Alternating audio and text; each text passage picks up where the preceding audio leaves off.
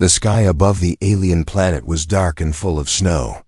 Thick white clouds moved slowly, hiding the stars. The wind howled like a wild animal. Everything was cold.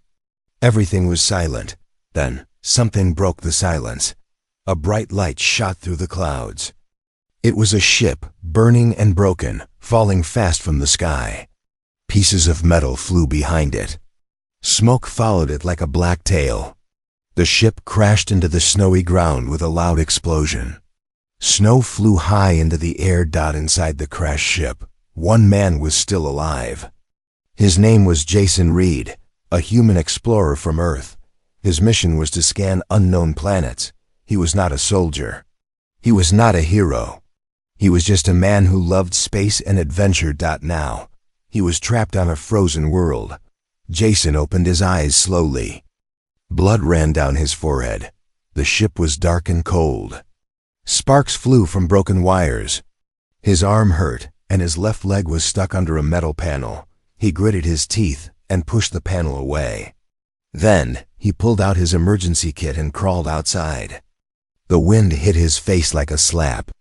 The cold went straight to his bones. He looked around. White, only white. Mountains of snow. No trees, no sun. Just ice, wind, and death. Jason knew he wouldn't survive long out here. He turned back to the ship. He had a shelter kit and some supplies. Maybe he could build a small camp. He pulled the heavy box out of the wreckage and started walking. Then, he saw something strange. Footprints. Small, light, and half covered by snow. They were not human. Jason stared at them. Could someone else be here? He whispered. He followed the prints slowly, holding a flare gun in one hand. The tracks led to a dip between two snow hills. The wind screamed louder now. Snow fell faster. Then he saw them. Two figures lying in the snow, not moving, covered in frost. They were small, like teenagers. Their skin was pale purple. Their hair was long and white, blowing in the wind. They wore strange silver clothes, almost torn apart. Jason ran to them. "Hey, can you hear me?" No answer. One of them had her eyes half open. The other was shaking. They were still alive, but just barely. Jason acted fast. He pulled out his emergency blanket and wrapped it around them. He took off his own coat and gave it to the weaker one. Then, he lifted both of them, one by one, and carried them back to the wrecked ship. It took all his strength. Inside the ship, he turned on the heat unit. It hummed softly. He laid the girls near it and used more blankets. Then he opened some heat packs and placed them around their hands and feet. Time passed. Jason watched them closely. He gave them a few sips of warm water. He didn't know if they could understand him. He didn't even know if they were friendly. But he knew one thing. No one deserved to die in the snow. Hours later, one of the girls moved. She blinked slowly and looked around. Her eyes were bright violet and full of confusion. Jason sat up. "You're awake. You're safe now." She stared at him. Her lips moved. "Saved." Jason nodded. "Yes, you're going to be okay." The girl looked at her sister, then back at Jason. Her face changed. She looked afraid. Or maybe something else. She opened her mouth again and whispered a word Jason couldn't understand. Velakai. Then, she closed her eyes and fainted. Jason frowned. What did that mean? He checked both of them again. Their skin was warmer now. Their breathing was slow but steady. They were safe for now. He sat back, tired and cold. He looked out of the broken window. The storm was getting worse. Jason didn't know who these girls were. He didn't know what planet he had landed on. He didn't even know if rescue was coming. All he knew was that tonight, in the middle of nowhere, he was no longer alone. Next morning, Jason opened his eyes. The fire was low. The heat pack had stopped working. He quickly looked over at the two girls. They were gone. He jumped to his feet and looked outside the wreckage. The snow was fresh, but not untouched. There were footprints again, 2 sets leading away from the camp. But then he noticed something strange. The prints didn't lead away. they led toward him. Jason turned slowly. The two alien girls were standing silently inside the doorway, staring at him. Their faces were calm, but their eyes were glowing.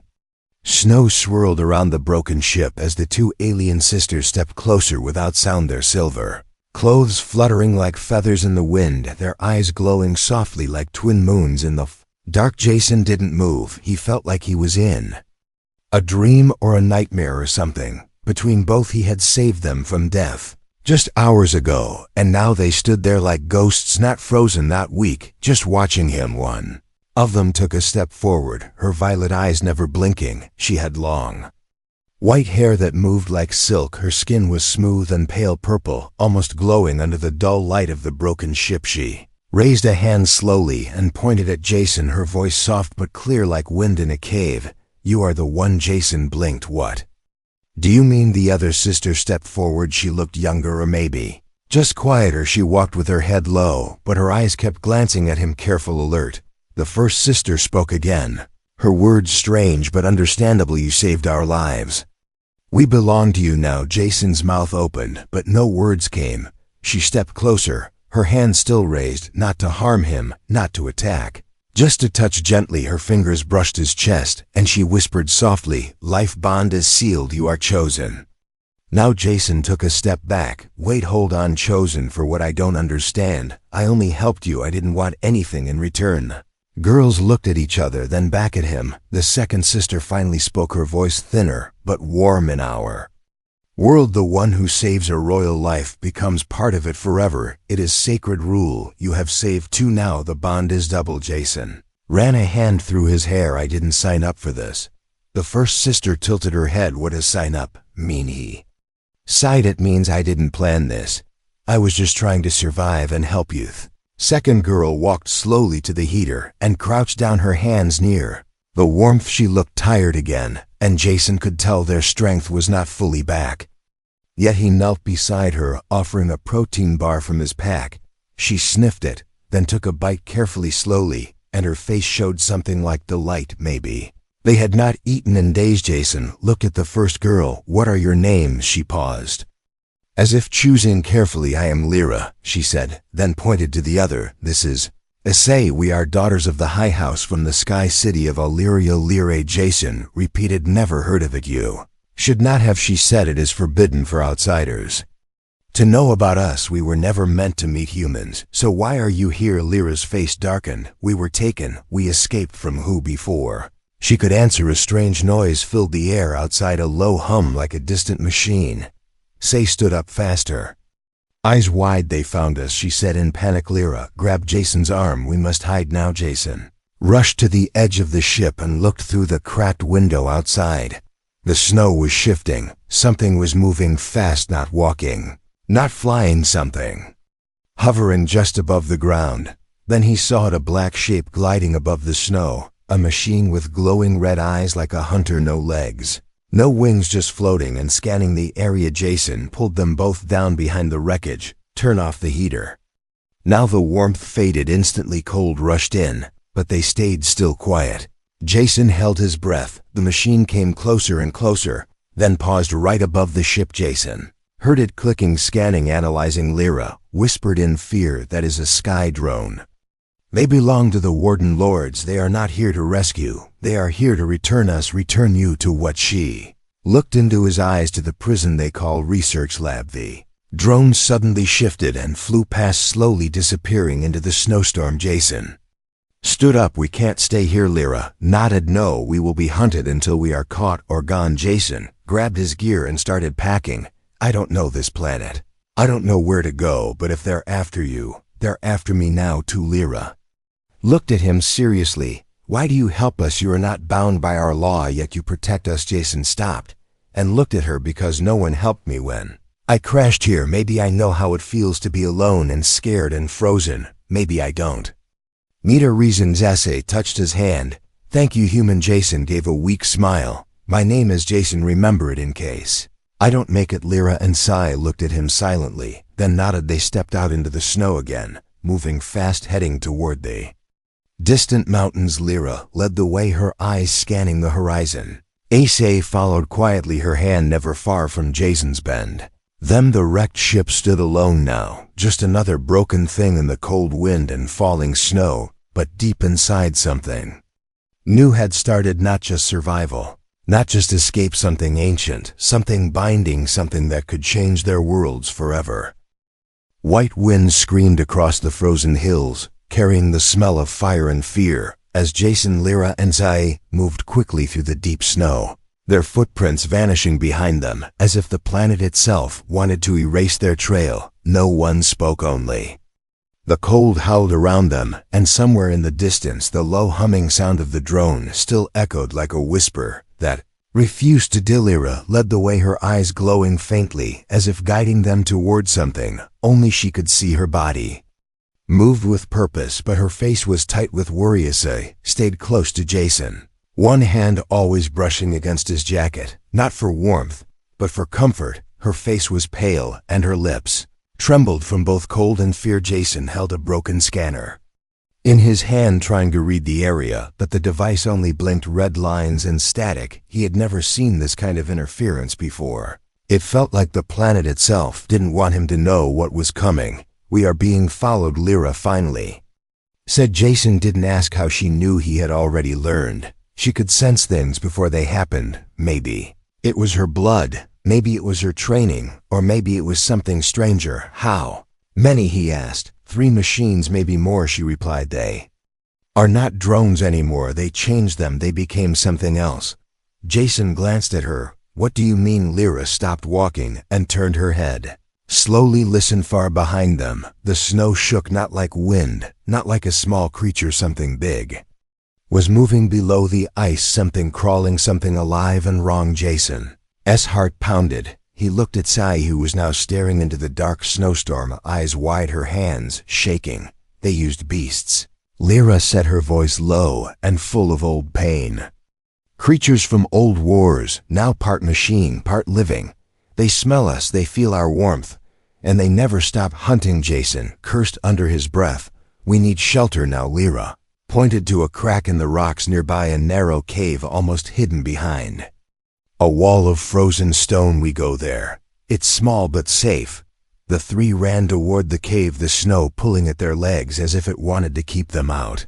Jason reached it first and helped Sa inside. Then Lyra followed, just as the ground behind them cracked open with a loud cracking sound. Something huge burst through the snow. It looked like a wolf, but 10 times bigger. Metal plates covered its back, its eyes burned red, and its teeth were made of sharp steel wires. It growled like a broken engine, grabbed his flare gun, aimed it quickly, and fired. A blast of white light hit the creature in the face. It screamed, a sound so high and strange it made Jason fall back, his ears ringing. The beast stumbled, but didn't fall. Instead, it opened its mouth and let out a howl that echoed across the snowy sky, and from far away, 2 more howls answered. "They are calling each other," Lyra said quickly. "We must blot the entrance now." Jason and Lyra pushed rock, snow, and pieces of old ice over the entrance, sealing them inside the narrow cave, just in time before another beast jumped toward them and smashed into the wall with a loud crash. The cave shook but held inside. It was cold, but safer. They crouched close to each other in the dark, breathing hard. Jason lit a small light and looked around. The walls of the cave were smooth and strange, like glass, not natural, not human. "What is this place?" he asked. Lyra touched the wall. "This is old technology from before our people fell. This cave is not a cave. It is a shell, a broken ship, maybe part of something greater once long ago." Jason moved his hand over the wall, and suddenly it lit up, faint symbols glowing beneath his fingers. He saw stars and shapes. Maps maybe, or warnings. One of the lights blinked faster, showing a familiar shape. Earth. Jason leaned closer. It showed Earth circled in red, then a line drawn from Earth to a distant star marked with a strange symbol. "What is this, Lyra?" he asked. Again she looked at it, her face pale. "That is your world. And that symbol, it means target, target." Jason repeated, confused. "Are you saying Earth is marked for something?" Lyra nodded slowly, and Asayi whispered from the corner, "They plan to take more, not just us, not just O'Leary. Your world is next." Jason felt cold. Inside a new kind of cold, not from the snow, not from the storm, but from truth, something deep and terrifying. They sat in silence. Outside, the beasts still waited, their red eyes glowing through cracks in the rocks, their claws scratching at the frozen stone. Inside the forgotten cave, old secrets glowed on ancient walls, while three lives sat close together. One human, two alien, and the cold between them, no longer just weather but war waiting to begin. Jason looked at Lyra and Zay and made a quiet promise in his mind. He didn't know what was coming, but he would fight it. Ice cracked under Jason's boots as he followed Lyra through the frozen tunnels lit only by glowing blue crystals that pulsed like quiet hearts buried deep beneath the snow. A virally behind them, as they moved in silence, her steps careful, her face pale, but her eyes alert, watching every shadow, every sound, every sudden whisper of wind in the stone. None of them spoke, not even Jason, who usually had a question for everything. Now he only listened to the strange hum in the walls. A low vibration, like the heartbeat of something old, something alive, something not built by human hands. "Where are we?" Jason finally asked after walking what felt like hours. Lyra turned her head and answered with one soft word: below. Below what? He asked again. "Below memory," she said. "Below maps, below the reach of machines or drones or sky beasts. This place was built by the ones who came before us, the ones who disappeared into silence." Jason looked around. The tunnel felt warmer somehow, as if it protected them not just from the cold, but from time itself. The walls were not just rock, they were shaped, curved like ship parts, smooth and strange, yet somehow familiar. "We are close," Essay whispered, and the sound of her voice sent a chill through Jason, not because of fear, but because of what came next. A soft knock echoed ahead, then a door opened by itself. No handle, no lock, just light sliding apart like curtains made of glass. Inside stood a tall figure cloaked in silver and frost. His skin was a pale blue, his eyes hidden behind a mask carved with ancient symbols. His voice, when he spoke, was deep like thunder rolling beneath a frozen lake. "Welcome, Jason Reed. I have been waiting." Jason stepped back. "How do you know my name?" The figure laughed, not cruel, not kind, just full of old knowledge. "Because the stars told me, and the girl you saved carries the mark of the lost crown." Jason looked at Lyra, who stood still, her face unreadable. "What is he talking about?" Lyra lowered her head. "This is the Ice King, the last keeper of the old line, the guardian of forbidden knowledge. He knows things no one should know." The Ice King nodded and walked slowly toward Jason, each step leaving frost behind. "I know your crash was not an accident. I know the sisters were not meant to live, and I know you carry something that could change everything." "I don't carry anything," Jason said, "only confusion and a backpack." The king laughed again. "Maybe that is enough.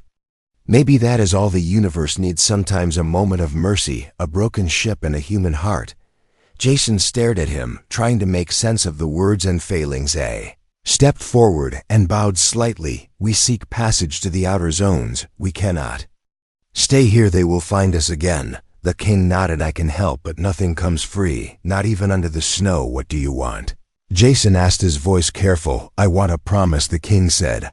"I want you to take the sisters to the last gate, and I want you to tell the Council of Terra that war is already here. It wears masks, it rides on machines, and it uses peace as a trap." Lyra stepped closer. "What gate do you mean?" The king turned and raised his hand. A section of the wall lit up, showing a map, spinning star marked in red lines, leading to a broken planet on the edge of the galaxy. "That is the gate, the final jump point.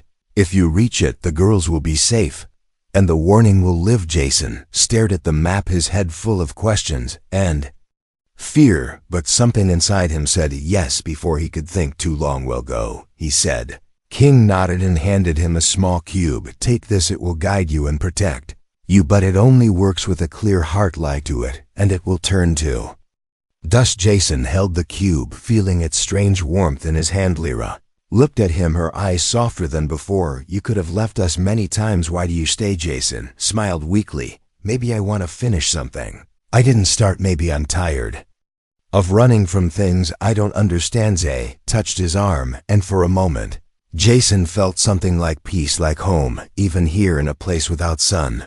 The king stepped back. "The sky beasts cannot follow underground, but they wait above take. The southern shaft it leads to an old hangar. There is a ship there. If it still works, it will fly only once. Make it count. They turned to leave, but before they did, the king said one last thing. If you love them, choose one. Hearts shared too long become broken blades. Jason didn't answer, not with words, only with a quiet nod, as he led the sisters deeper into the ancient halls of ice, toward the hangar, and toward whatever came next. Frost clung to the walls like old skin peeling from bones. As Jason, Lyra, and Say stepped into the hidden hangar, their breaths rising like ghosts in the frozen air, their eyes locked on the massive shadow resting in the center of the ancient chamber.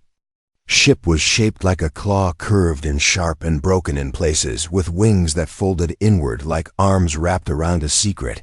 It looked like it hadn't flown in 100 years, maybe more, but something about it still felt alive. Jason walked forward slowly, his boots echoing against the icy floor, his eyes scanning the control panels and cracked glass with a mechanic's hope and a survivor's fear. Will it fly, he asked. Only once, Lyra said, her voice quiet, only far enough if the winds allow. It was built for speed, not return. Jason touched the side of the ship, and the metal warmed under his hand. Lights flickered inside, systems humming as if waking from sleep. Sensors blinked red, then orange, then soft blue. It knows you, Say whispered, her voice almost a prayer. Jason climbed inside the cockpit, checking the old controls, and the rusted interface dust covered everything, but under it he saw Earth's alphabet mixed with alien script, maybe once built by human hands, then stolen or modified by others. I can work with this, he said. Maybe. We do not have maybe, Lyra said. We have minutes. From the far end of the hangar, a siren cried out, a low howl that rose through the walls and echoed through the frozen tunnels they had been found. Again Jason shouted, "Get in now, Lyra," and Saze jumped aboard. As Jason flipped switches, lights roared to life, engines shook.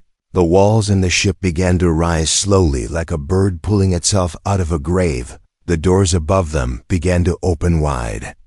Stone walls pulling apart, snow and wind rushing in and from the opening. Sky above, something dark and burning was falling fast. Sky drones, at least 4, maybe 5, dropping like spears. Red lights, glowing claws extended sharp and hungry. Jason pushed the throttle. The ship groaned, but obeyed. Engines screamed, and the floor below cracked as they rose into the air.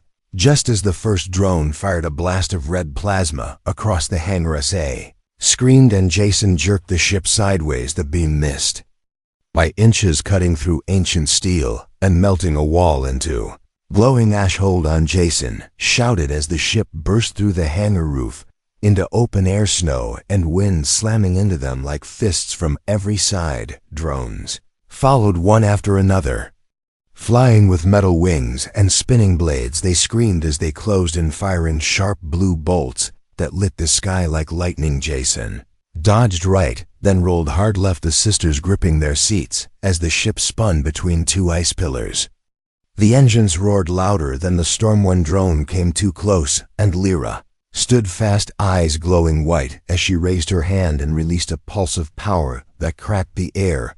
The drone exploded into fire and fell spinning into the snow below, but the blast drained her. She dropped to her knees, breathing hard. Jason reached back. "Zoe, help her." Zoe held her sister close, eyes wet, her voice shaking. "We have to survive." The ship's warning light flashed low. Fuel. The engine was burning faster than expected. Too many turns, too much speed, not enough time. "Where's the gate?" Jason shouted over the noisy Say pointed southwest, a valley past the cliffs hidden under the snow. Old structure with gold lights.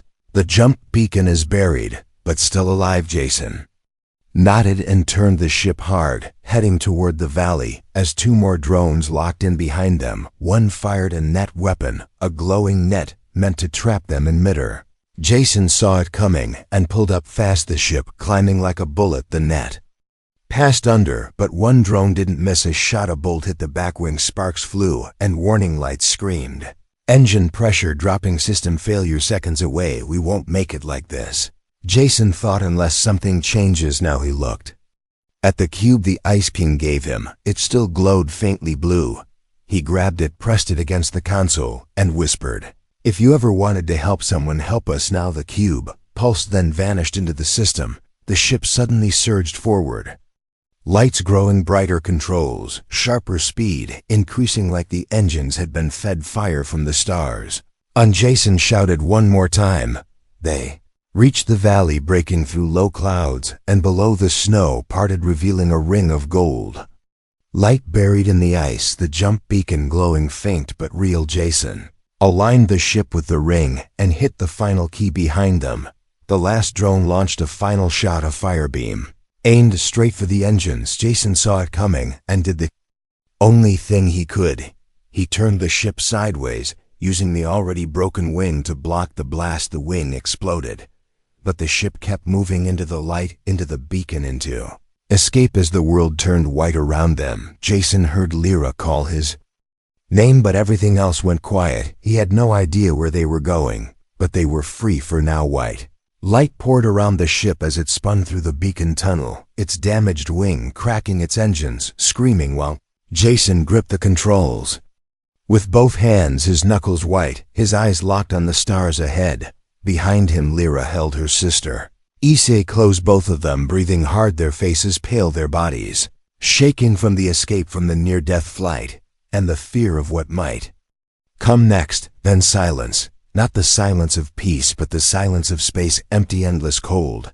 The ship had jumped, but it had not arrived. Jason looked at the dashboard. The coordinates were gone. The map was blank. The beacon had taken them somewhere far away, maybe off course, maybe off time. "Where are we?" Sei asked, her voice barely more than air. Jason checked the readings. "I don't know. This isn't Earth. This isn't Olire. This is somewhere new." The ship drifted toward a small moon orbiting a dead planet, its surface gray and cracked like an ancient skull, scattered with ruins and glowing towers that blinked in rhythm like a dying heartbeat. "We need to land," Jason said. "This thing won't fly again." Lyra looked at the ruins below, then nodded. "Land, but stay ready. This place is not sleeping. It is watching." Ship touched down on the dusty surface, engines failing with a heavy groan, smoke curling up from the back wing. Jason helped Issei out of her seat and then supported Lyra, who was still weak from her earlier power surge. The air was thin but breathable, the gravity heavy but manageable, and around them stood the towers, silent, tall, broken, as if waiting for something or someone. Jason looked up at one tower. It blinked once, then stopped. "That's not creepy at all," he said, mostly to himself. Then came the voice, low, mechanical, slow and cold, like something dead trying to speak again. It echoed across the ruins. "Identify." Jason looked around, who said that Lyra stepped forward. "Ancient guardian," she said. "This is a test moon built by the old council to judge the worthy. Those who reach it must answer the beacon's final question." Voice returned, louder, this time stronger. "You carry the mark of royal blood and the life of a planet. What will you give to pass?" Jason frowned. "We don't have anything left." "You have choice," the voice said. "One may stay, one may go. Choose or be removed." Yes. Gasped. "They want to separate us." Lyra looked at Jason, her eyes calm but sad. "This is the law of the beacon. Only those with pure choice may pass. If we both go without choice, the beacon will fail, and we will be lost." Jason shook his head. "No, I won't choose between you. Must," Lyra said, "or we all stay here forever. This is how the old stars test hearts. Not with war, but with weight." Jason felt sick, the air suddenly thicker, the ruins glowing around him, like they were alive, watching, judging. "Say, step forward. I will stay. You take." Lyra grabbed her arm. "No, I stay. You and Jason go." Jason shouted, "Stop. No one's staying. We're going together." Then the voice returned, final warning. "Make the choice or all shall fall." Towers began to crack, light pouring from them, the ground shaking, the air humming like a blade being drawn. Jason turned to them, both eyes burning. "This isn't fair. I didn't ask for this. I didn't want this bond, this fate, this test." But still he knew, still he felt it deep inside. That one word kept burning in his chest. Choice. He looked at Lyra, then at Issei, one strong, one soft, both brave, both broken, both willing to give everything, and yet he saw something he had not seen before. Lyra was watching him with love, but also with duty, her heart tied to her people, her crown, her mission. Say was looking at him not with fear, but with belief, not with need, but with trust, not because he saved her, but because he stayed. Jason took a breath, stepped toward Issei, and reached for her handi. Choose. Ssy, he said quietly. The ruins stopped shaking, the light faded, the towers went still. The air softened, and the voice returned. Choice received, the bond is sealed. Lyra smiled, tears in her eyes, and nodded. I knew you would. Zessa stared at Jason, not saying anything, just holding his hand tighter than ever, her eyes wide with feeling too big for words. Then a beam of light surrounded them, and the ruins faded into stars. The ground dissolved, and the ship was whole again, floating in a sky made of memories and engines roaring back to life. They had passed. Jason turned to say, she looked at him with wonder, her voice finally strong again. You chose me. He smiled. I think you chose me first. Lyra stood near the console, her hand glowing. She had given part of her power to repair the ship, her last gift before the path separated. I will find you again, she said softly, and vanished into the light. Jason and Zay watched as space bent around them, and the stars changed direction, pulling them towards something new, something final, something that would end or begin it all. Stars flowed past the ship like falling snow in a dream, endless lights swirling through the windows as Jason sat beside Sati, her hand still wrapped in his, like it belonged there, like it had always belonged there. He didn't speak. She didn't need him to. They had passed the test. They had survived machines, beasts, storms, betrayal, and choices no one should ever have to make, and now they moved through the last gate, guided by the cube's soft glow and the promise of a safe place somewhere just beyond the edge of everything. Jason looked at Say, her face lit by the blue pulse of the cube, her eyes half closed, her breathing calm at last, not from fear or exhaustion, but from peace. You okay? He asked gently. Say nodded slowly. Yes, just warm finally. Warm, he smiled and leaned back into the seat, his muscles still sore, his mind still running over everything they'd been through. The crash, the ice, the drones, the cave, the Ice King, the flight, the choice, the light, and now here they were, two lives, drifting across stars on a ship built by forgotten hands, held together by nothing more than hope and a heartbeat. Then the ship's console blinked green, and the screen lit up with a name, Haven. Jason read the word aloud. Haven? What is that? Ase opened her eyes, her voice soft. A sanctuary built long ago by those who fled the wars, where no empire can enter, where no machines can scan, no weapons can fire, a place where peace is still real. The ship slowed near a small planet covered in green rings and floating silver cities hidden in clouds that shimmered like water. The docking beacon blinked once, then opened a path, and the ship slid into the light. Jason held S's hand tighter, ready for anything, ready for nothing. They landed in silence, on a glass platform surrounded by soft trees that moved like they were alive, leaves glowing gently in colors Jason had never seen, colors without names, colors that felt like music. A woman stood waiting, dressed in long white robes, her face kind, her eyes gold. She bowed slightly as they stepped out. Welcome, Jason Reed and Aze Valire. You are safe now. Jason blinked. You know us. The woman smiled. The stars whisper, and Haven listens. They followed her into a large crystal hall filled with warm light and soft air. Jason looked around. No guards, no weapons, no warnings, just people walking slowly, speaking softly, even laughing like life had remembered how to be simple again. The woman brought them to a room wide open, with windows showing the stars, a soft bed, fresh clothes, and warm food already waiting. May rest, she said. The future waits, but not tonight. Then she left. Jason stood at the window, watching the sky, watching the stars, trying to believe this was real. Say walked up behind him, stood beside him, not touching, just standing close. Do you miss Earth? She asked. Sometimes, he said, but maybe I was always meant to leave it. And do you miss her? She asked carefully, meaning Lyra. Jason didn't answer for a moment. He stared at the stars, then turned to Sai. She was my beginning, but you are mine now. Essay looked down, a small smile hiding in her lips, her voice shaking. I thought maybe you only chose me because you had to. He took her hand again. No, I chose you because when everything was Falling apart, you held on, you stayed kind, you stayed human, even when I was losing mine. She looked at him, her eyes full and wet, and he kissed her soft like snow, like memory, like starting. Again outside the stars kept moving, and Haven glowed like a living song. Peace had finally come, not forever,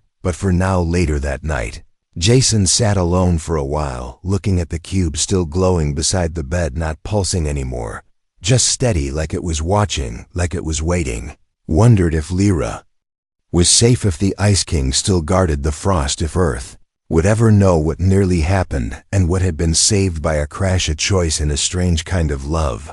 But most of all, he thought of the future, not the big kind, not galaxies or empires. Just quiet ones, mornings with no fear, nights without alarms, a voice beside him that said his name like it meant something. S.A. stirred behind him, murmured his name, and smiled in her sleep. Jason lay beside her, watched her breathe, and for the first time since the crash, since the storm, since the ruins and the chase, he let his eyes close with no fear of what tomorrow would bring, because tomorrow would come, and he was no longer alone.